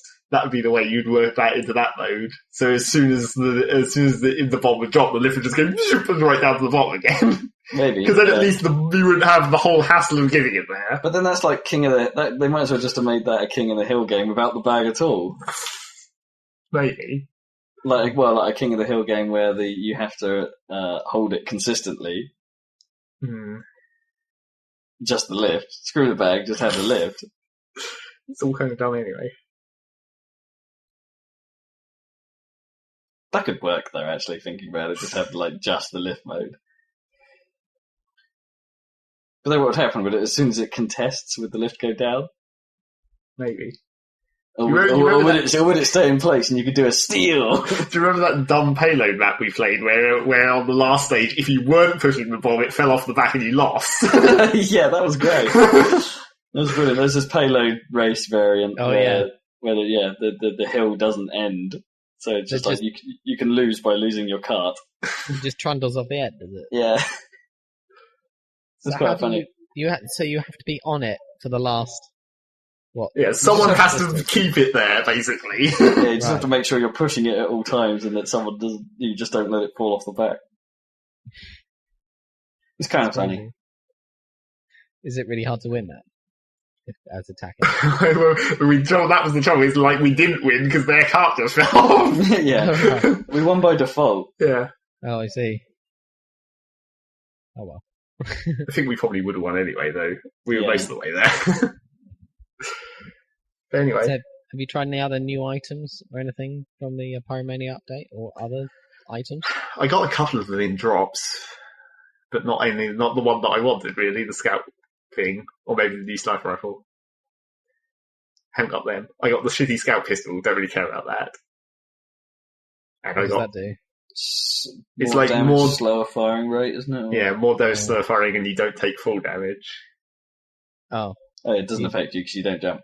Well, and I don't intend to take full damage. Why does anyone care about that? When is it tactically advantaged to be somewhere where you'll take full damage, really? I mean, it's like the Force of Nature jump is already actually incredible. I was thinking last night, it's like, what levels are there actually places where using the Force of Nature jump is actually a tactical advantage rather than just being a fancy thing? There's like 2. There's a few places, but yeah, not many. So yeah, where are you going to take full damage as a tactic? Where's there some giant cliff where it'd be really inconvenient to walk all the way down, so you just jump off? Like nowhere! Yeah, not many places.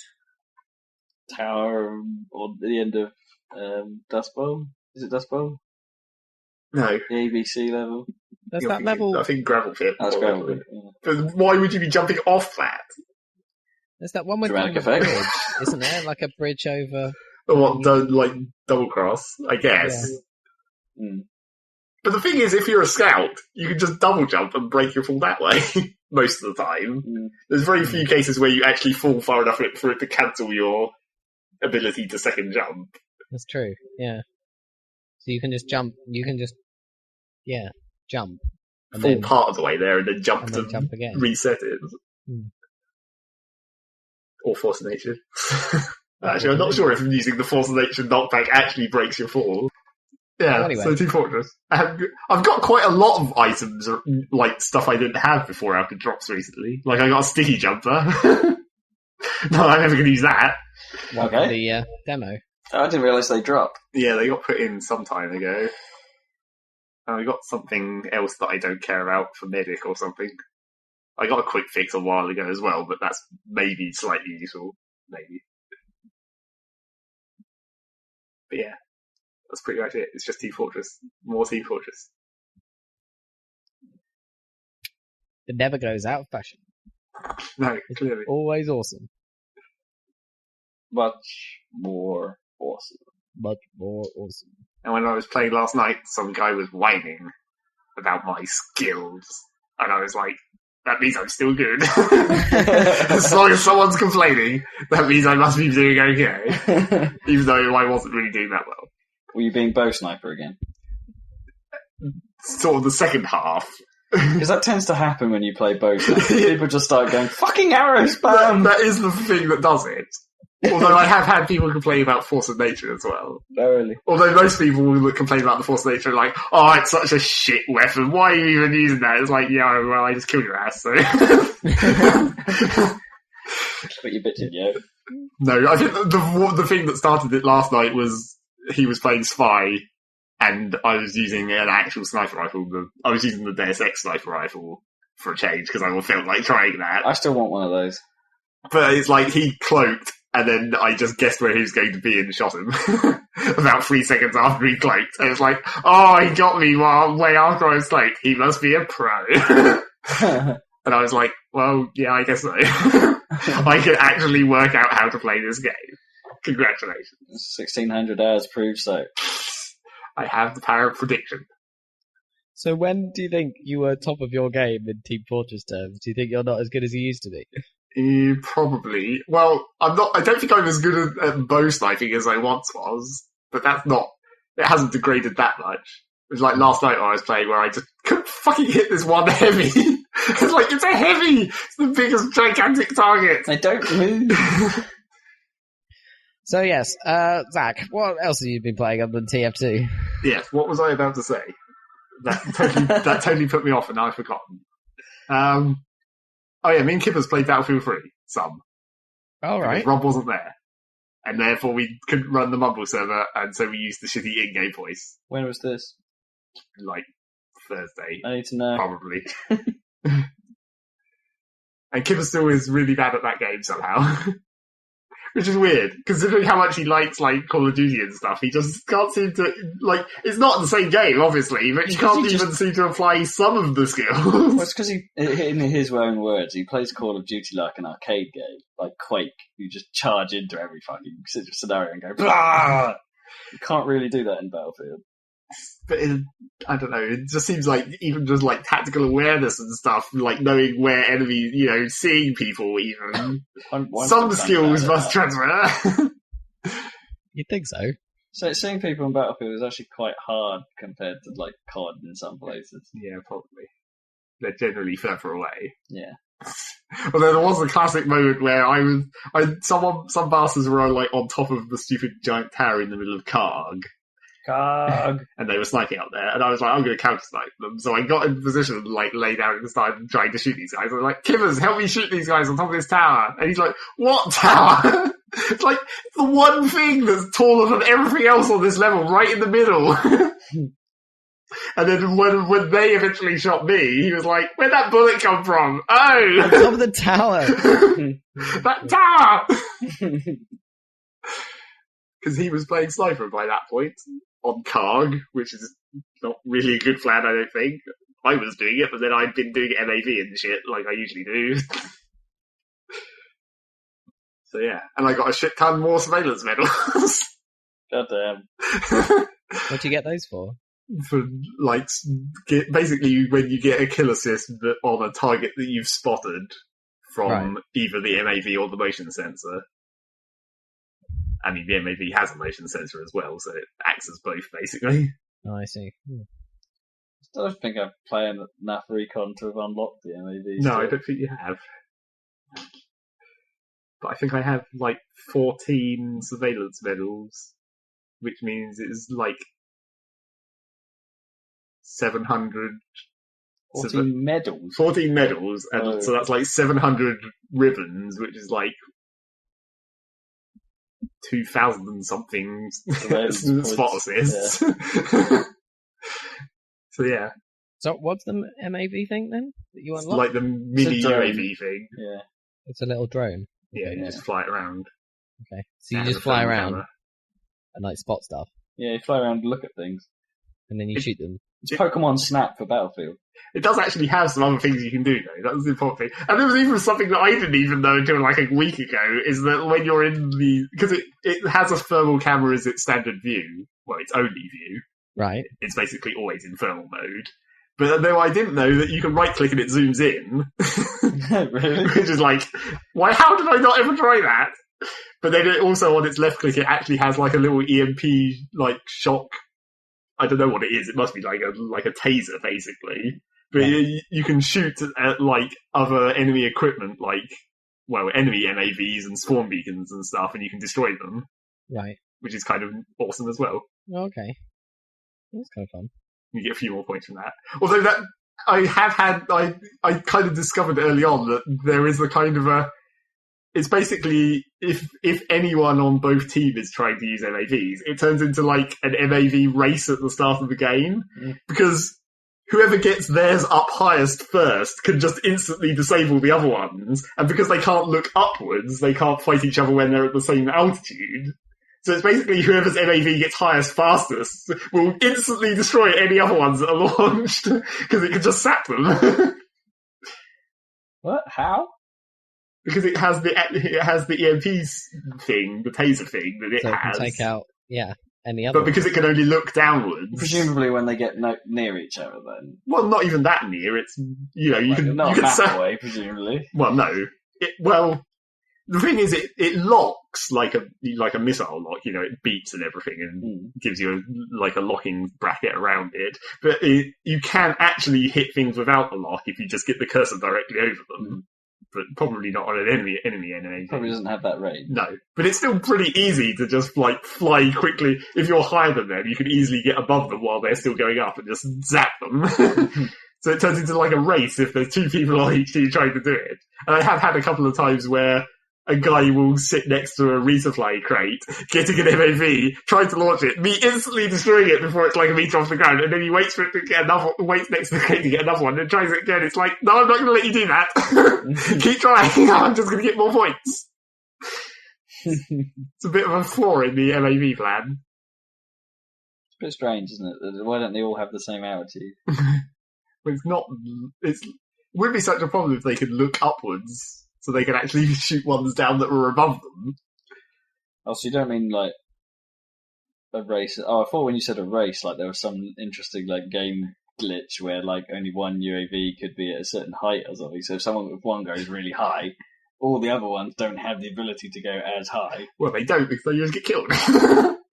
That's kind of different because that assumes that you could see the entire map's worth of UAVs, and there wouldn't be one that goes up. Like on the other side of Karg or something that you couldn't... You can see most of the map from that height if you're right on the top of the flight ceiling, which is where you want to be, because otherwise another nav could get slightly higher than you and then kill you. Surely at that point you can't really see much, though, in terms of the actual people. It doesn't matter, because you just point your cursor down there and hit Q until something happens. You can spot people at that range? Yeah. Oh, man. With the MAV. And the motion sensing part of it operates vertically downwards no matter what height you are. So if you just look at the minimap and fly over where your team are, you can still get the motion sensor to work. It's kind of weird. Yeah, it is kind of weird.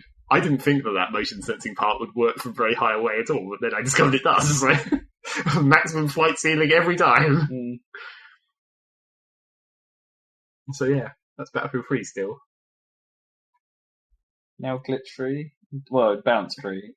Balance free? Now balance free! Everyone do whatever the fuck you want.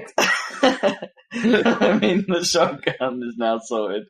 Yes, that has been... There doesn't seem to be any major glitches after this patch. Bounce free. I like my shooters balance free. I have the own gun. Well, so that's what the BFG is, basically. Sort of. But that is balanced in its own way. By, you only get 2 shots. The old school BFG, anyway. It takes a long time to fire. Yeah. And it actually doesn't hit very many things, really. Green lasers that hit things for you. Green lasers! So what else? I spent some money on a sale that wasn't Steam. Oh, yes. I went on to Good Old Games, because I already have an account there from Rollercoaster Tycoon. Oh, yeah. And there was a sale on Settlers 2. Seriously? Well, I saw it, because it came into my email. You must already own that. Do you not have the CDs for that? Well, I don't have the CDs any longer because they've disappeared a long time ago, along with certain other old CDs. Although still Cyberpunk and SimCity 2000 survived. So Along I don't with know. certain other objects of our past. Yeah, exactly. I don't know what happened. But I saw that email coming to my inbox. It was like Settlers 2, and I was like, I already have that, don't I? So I went and looked on my external hard disk and dug that out from, it's zipped up somewhere. Dug it out, ran it through my version of DOSBox that has Windows 3.1 installed. Yeah. Ran it in there, and it was like, oh, this seems to work just fine. And then it crashed, and I was like, oh, well, fuck it. I'll just spend like $5 and get an fully operational version, which runs in DOSBox, but DOSBox correctly configured.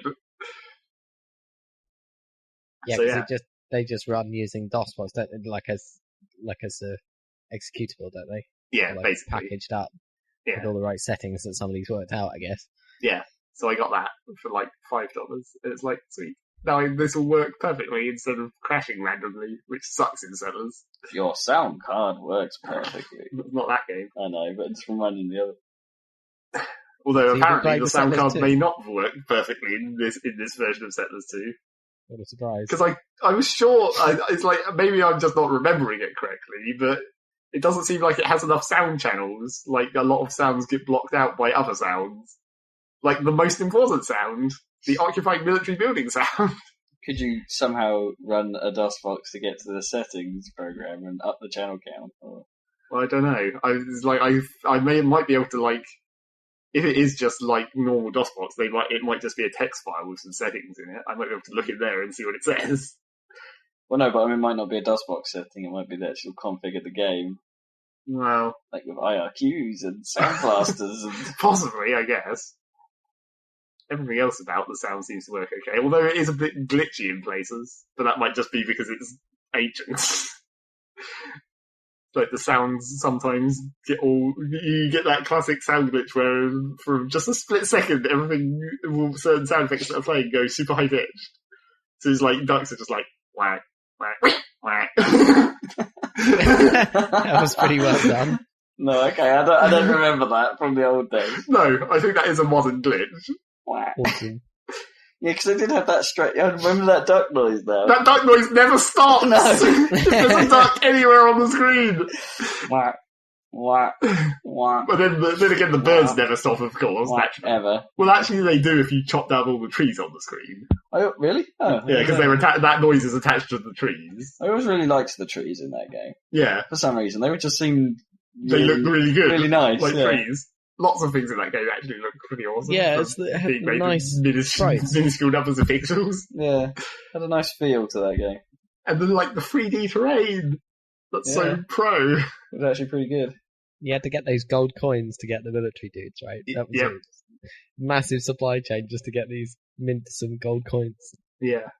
And the geology being a giant pain in the ass, where it's like, send out the geologists! Yeah. So they can do their excessively long animation. Yippee! Yep. And that's out of it. When people die, did they have a ridiculously elongated death sound? I haven't got to that yet. Because I'm pretty sure it just sort of used to go... That might have been one of the other games that were similar. That might have been Settlers 3. No. Because the classic bird noise that you can still hear in TV programs today is Settlers 3. The extra ball sound on Space Shuttle on Pivotal Hall of Fame is kind of weird as well. Because it's like, some of the extra ball sounds in that game are a bit mental, but the one on Space Shuttle is kind of funny because it just sounds like a guy going, no! It's like, you've earned more game of this. Wait, what? You've earned more game of this. Yeah, exactly. Oh, I'm totally puzzled. Yes, I think you are. Yes, but the classic bird sound effect is the one from Settlers 3. The one that is clearly in some sound effect repository that everyone still uses. Yeah. No. It's the one that goes... Oh, yeah. That one. That used to be in Microsoft Golf, didn't it? Yeah. Everyone uses that sound bank in the BBC. Really? It's like the crowd noise from Roller Coaster Tycoon. Yep. Oh, the classic children laughing. 5 George K. Yeah, the classic police radio noise. I heard that somewhere else the other day. It was in the Avengers, I think I said last Yeah, time. you said that, but I'm sure I heard it on some relatively new TV program the other day where it was playing the music from the start of it. Probably CSI. I think they've used it before. Because didn't we hear it in the first episode of Borgen? Yeah, I think we did. Even the Danish can't get away from 5 George K. 5 George K, yeah. Well, I think it was a scene in London, wasn't it? Yeah. Yeah. Yes, that was it. 5 George K. American radios in London. Yes, classic. So I started playing Settlers 2. I'm only on like the second mission because it takes goddamn hours to do anything ever. Yep. You playing it in a window? No, it full screens. Yeah. 640 by 480, goodness. No, it goes up to 1024. Oh, really? Yeah. Saving time. Probably it might actually be easier to play in 640 by 480 because when you're up to 1024, everything's tiny. Yeah. Although you can see a lot of stuff at once. I remember when 640 by 480 was called high res. I don't think you do. 800 by 600 was high res. Yeah, super VGA. None of your VGAs. No, it was for a period of time because it was considered high res because for a long time games were 320, 240 and then you had the high res. You mean like mode. Screamer 2? Yeah, which was 640, 480. High res mode. Okay, that one I guess. Screamer 2 looks unbelievably terrible if you look at the YouTube videos of the low res mode now. Like, how did this even look like a car? Or like what? What the hell? Yeah. It's like, how did we play this shit? I know.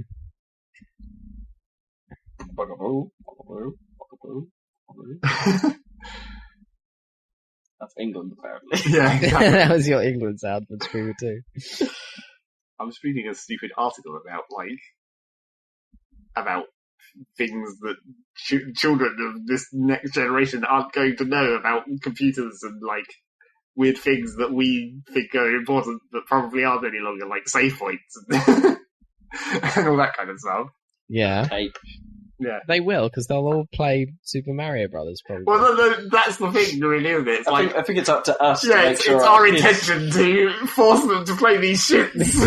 Exactly. Play this old shit. Learn how to play games properly. But yeah, trial by fire like the rest of us. Get an old Atari or an Amiga, like we did. That's how you learn how to play games. Fairness, that's kind of what the DS is for these days. Maybe. Shit games for kids to learn from. Just that they don't learn the right things. Circle Stream. Not sure that's the right thing. I guess you got the Virtual Console. I don't know. I guess. They've learned Smack Talk pretty good on Xbox Live. That's for later. That's not kids. That's like teenagers. Yeah, start them at 2. I'm not sure that'll work. What was your first word? Fucktard. Cockwank. Cockwank. Ham doctor. What?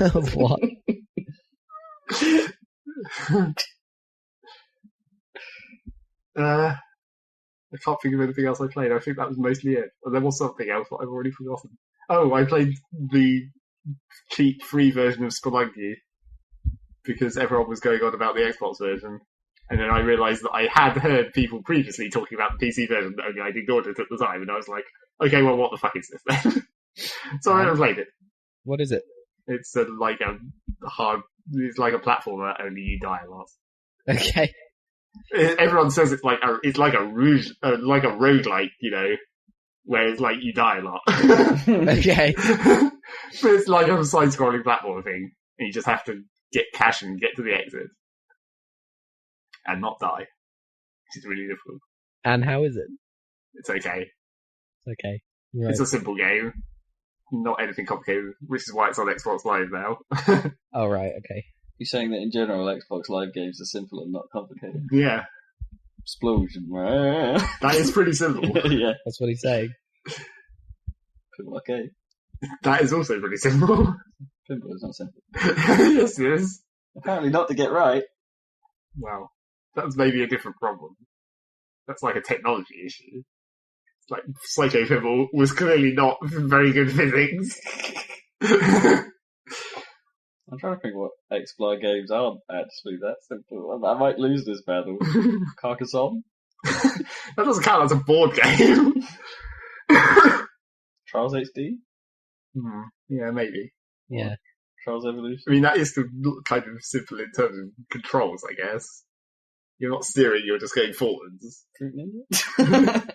If you're going to go into Connect games, that's a whole different problem. But I think that's everything I played, Cool. more or less. Okay. There was probably other things as usual that I can't remember. Standard style. Okay. What did I do? I don't know. You played some amount of Shogun. Yeah, I broke out the Shogun, but I haven't even got through the friggin' tutorial. But it's great. It was good. I'm enjoying it so far. It runs fine as well. I was like feeling a bit weird about my PC after I tried Witcher 2 and it ran like shit. I was like, what the hell is this? I thought I had a beast PC. But then I thought, well, these Total War games always really destroy your box, don't they? Yeah. It is like over a year old now, so you might be I guess. But I boosted it up, it runs fine. Like, I can set it on high and you don't need like 60 frames per second for a strategy game, but I can still get it up quite nice and high. So that's nice. And the presentation is really nice in this one. All the like Japanese ink drawn maps and stuff. It's really nice. All the parchment messages yeah, everything's parchmenty, and the UI is like quite a lot improved, I think, from the last Total War game I played was probably Rome, which they're making a sequel to, by the way. Rome. Total War Rome 2. Yeah, the Roman. Total War 2 or the Roman 2. Yeah. So, but I Total War. I mean, that's kind of a cool Rome. Road to Rome Total War. Rome to War. Rome to War. FIFA Road to the World Cup 98. I don't know. Rome Totes War. Totes War, yeah. The Totes War franchise. So I played Shogun Totes War 2. No, Totes War Shogun 2. That's right. Yeah, and so I quite like this kind of interesting period of history to because I don't know much about the Shogunate era and stuff and all the medieval. They could just be making shit up and you wouldn't know. Yeah, exactly. But I think it's fairly grounded in relative reality. Yeah, they do try and... They're only giant enemy crabs. That's obviously the key fact of the historical accuracy. Yeah, I haven't seen any yet. But the thing is, so I'm having fun just, so I'm going to experiment a bit, and see how I do. But, in the actual battle stuff, it's like, even in the tutorial, it's like, oh, okay, it's got this kind of awesome new setup for, choosing, set formations that you can choose for your entire army, which have little Japanese woodcut, bird flowing river, animal, animal representations or whatever. So you can just click on those and make a nice. And this is good for offense or whatever in this situation when you have lots of ranged units or something. So use this. But then immediately afterwards, you actually I think it does have stuff for locking units so they move in step, and stuff. But I couldn't really figure it out initially, so it's like, oh, I'm in a nice formation, and then total chaos almost immediately as soon as the battle actually starts. So I'm trying to think how to actually do it, because I get really annoyed when everyone gets completely out of position, and I feel like I'm not in control of who's getting mullered, basically, and everyone ends up just piling into a big bash. Yeah. So, and then I win anyway because it's on easy mode or whatever. So but I'd rather learn how to actually do it. So I'm thinking, because you have total time control, you can speed up and pause and do everything. So I might just play it kind of, turn based by pausing extremely slowly.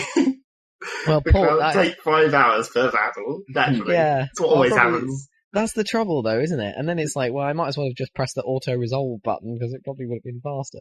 Yeah. So you need to pick the battles that are going to be enjoyable to do, and that you'll actually be able to make a difference. By doing micromanagement. Because otherwise you'd just be there forever, just micromanaging every little pointless battle where you have mass superiority anyway. So it's a waste of time. So I guess you just have to choose. But I'll see how I go. But there must be a way to stop them all just going crazy and getting their formation all completely out of sync as soon as they get attacked. Yeah. I don't know. But I'll see. I'll try some stuff out with the controls basically and see if I can become. Is it better than Time Commanders? or whatever that show was on BBC. Wow, it's the same thing, isn't it? Yeah, It's exactly the same. That was like super remote controls where Yeah. you tell someone else what controls to press, basically. Well, you tell a developer from the Creative Assembly who is working with a pre-alpha build of the game to like move your units over there, and then you record it on TV. That was a crazy show. It was kind of weird, but kind of cool at the same time. It was alright. Yeah. So yeah, I shall report back but I might just start playing one of the new purchases as well alongside. I don't feel like a long strategy sesh. But I haven't really been playing anything else, I don't think. I thought I was looking at some games on iOS, on my phone to get, but I don't think I tried any new ones. But I think there's probably tons that I should check out at some point. It's just a nice platform for games, really. Angry Birds Seasons HD was free for a bit. Oh, really? That's what you need to watch out Old for. news. Things that are free for one day. So yeah. I did play this iPad game for a bit called Reflections. That was alright. It's basically this ball starts moving through the level, and you have to use angled plates to bounce it through these things, then get it to the goal without killing it. And the idea is to do it in as fewer moves as possible. But there's a certain amount of you can set it up beforehand, but then the puzzles require you to change stuff while it's moving and things. Oh right, okay. It's fairly simplistic, but it's quite nicely presented with a sort of dodgy neon sort of look. So the neon sort of like bits of the graphics occasionally don't work properly, but that's like intended. Right, yeah. But it's it's alright. It's fairly simple puzzler. That's pretty much my new thing the only new thing I think I've done on my iPad this last sprint. I think the thing that made me start looking at iOS games was that I noticed that Metacritic actually has a section for iOS games in their gaming section. Yeah. And the only games that are going to get reviewed there are going to be reviewed by like professional gaming websites and stuff. Are going to be the good ones, I guess. Well, not necessarily good, but like the Civ Revs AAAs, as well. I suppose, iOS world. Of that world. So I think so it's a good thing to keep an eye on I guess, because you can't just use the App Store's rating system, can you? Because it's probably give 5 stars to some really random stuff. My brother made this 5 stars. Yeah, exactly. So I think that might be inspiring for that kind of iTunes shopping or App Store shopping. Sorry. So yeah, and I've got Max Payne downloading and Alan Wake. So yeah. More news on that one soon. It's not really news. Oh, no, there's a tiny bit of news I've just remembered. Right. There's the new Sales and Specials Plus thing on Xplar now. Well, oh yeah, what's that? Xbox Live in general. So when you go to the sales section now, there's now an extra option where you can view the deal of the day. But you can also go to Sales and Specials Plus, which downloads as a separate app. Okay. On the Xbox, and will so it's basically they're trialing some new ideas for how they could do sales, and there's some really weird stuff in here. Like one of which is what they call the scratch and match competition, where you can have a daily go at trying to reveal a 3x3 grid, either by controller or by Kinect, just by waving your hand around like a madfucker, to see if you make any lines, like a bingo card, I suppose. And if you do, it's like a 1 in 1,000 chance of you winning or something, but if you do, you'll win something off the Xbox service. Right. So there you go. There's one, and even if you don't win, that leads to some extra deals just for you by you taking part or something. Like The More is on there, I think, for cheap, and some other live arcade titles. But the other weird thing they've added to this is what they call the chain reaction deal, where in order to unlock the next discount, you need to have purchased the first one in the chain. Oh. So at the moment, it's all Gears of War stuff. So I can't remember what's first in the chain. Like, buy this, then you can buy the Horde pack for cheap. Then you can buy the Shadow of Ram Shadow for cheap. And then the final thing is you can have a Pink Lancer for cheap. A Pink Lancer, awesome. Yeah, so it's a strange idea. It's like suppose it's almost like their summer of arcade deals or something where it's like, buy 3 games, get 400 points back. Sort of thing, but kind of in a much more regimented way. It's like, you must buy this, then this, then this, and if you do that, you'll get them all cheap. Okay, well, so I suppose you have to buy into it, and then at that point you might save quite a bit. Well, yeah, it might be okay if everything on the chain is stuff you want. Yeah. Like, or DLC that you wouldn't mind having a look at, or something like that. It might work well for DLC. But it would suck if you'd already purchased one of the middle things. Yeah. Well, it might already count, I suppose, if you've already got it. Maybe. The Xbox records might kick in and say, oh, you've got that, so you can't do it again. Or maybe you just have to select it, and then it will go, oh, right, yeah. Possibly. They'll probably come up with the download again option. You just sort of click that, and it goes, oh, right, fine. Probably how it would work. So yeah, minor news. Oh, I also discovered that something that I didn't realise that Bing search did on Xbox. It totally searches iPlayer. Oh, really? Okay. Well, and then you can just launch that stuff. Yep. If I say Top Gear into it, it will come up with Top Gear USA, say, which is currently showing. And I'll pick it, and it'll say this is available on iPlayer. You just click the iPlayer link, and it boots up in iPlayer. Awesome. That's kind of cool. Okay. They was doing it for other services as well. Like more obviously, like a lot of stuff was coming up on Netflix. There's a slight annoyance to that because it lets you go through all the steps. Like it will say, oh well, okay, I know about this Top Gear. It's a program. So you go into that, and then you select that program, and then it goes, well, what series are you interested in? And you go, well, I'm interested in this series. And it's like, well, here are the episodes. And then you click on the episode you want. And it's at that point it tells you what service it's available on. Ah, okay. So you could go through the whole chain, and then it would go, oh, it's on Netflix. Well, I don't have Netflix. Fuck you. Yeah. Well, maybe it'll get better. It'd be cool if you could restrict that to apps I have. Yeah. Yeah, it should be aware of what you've got. Like an extra filter option or something you can apply. Yeah, it's like only search stuff I have. Well, yeah, still, that's not cool stuff function. I have, but services I actually have or have used or that kind of stuff, that kind of thing. But it's it was just neat that it could do it. Yeah, no, it's quite impressive, really. Although it did think at some point today while we were just having a conversation that we wanted a Bing search for the misinterpretation of Michael. What? Exactly. It's like we didn't say any of those words. Okay. And what did it come up with? I think it came up with rom-coms. None of which had anything to do with Michael or misinterpretation. Well, they probably had something to do with misinterpretation. Possibly. Yeah. That's traditional. No, maybe it was in the blurb text for them. Oh, You've Got Mail was one of the options. Okay. One of the characters called Michael in that? I don't know, I haven't seen that one. I saw Sleepless in Seattle years ago, but not You've Got Mail. You've Got Mail. That's kind of the spiritual sequel. Or kind of. But Meg Ryan, Cheese Fest. Cheese Fest. A cheese wheel of Hanks. Deploying the cheese. Deploy. Put a cheese wheel on your pizza. As we suggested it. Just get a base and put a solid really cheese good. wheel. There you go. Right, okay. Shall we wrap up this podcast then? Is that going to just about do it? I think that might just about do it.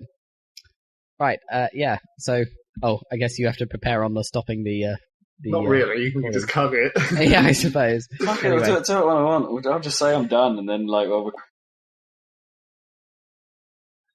Great timing. I think I lost you guys again. So, sorry, listeners, but just as we were about to end the podcast, we have more technical problems, which is great timing, really, isn't it? Oh, no. They're back. I didn't kick anything. Shut up. Totally kicked it. So, yeah. Now that you're back. Kicked it with your mind. Your USB ports suck. That's what the main problem is. There is that. Our final technical problems.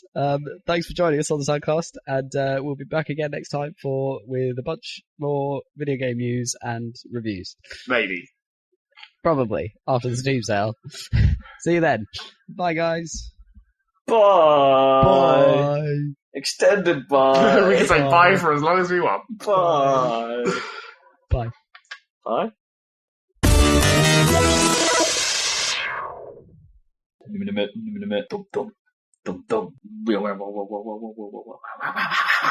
Bow, bow, bow.